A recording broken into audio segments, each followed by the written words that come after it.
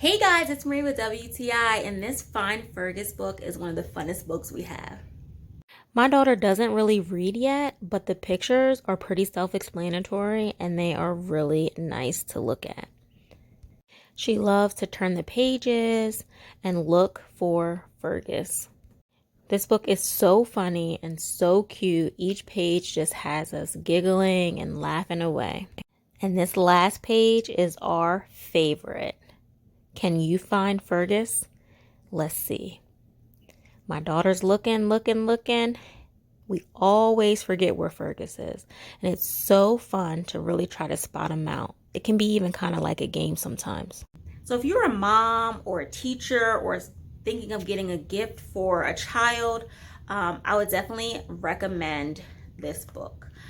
It is very interactive. It helps your kids with observation, and it's really engaging and fun. It really doesn't get old. We've had this book for a while and we still have fun reading it. It's really good for the younger ages, some of the older ages as well. So it's just fun. I love it and so do my kids. So that is my point of view.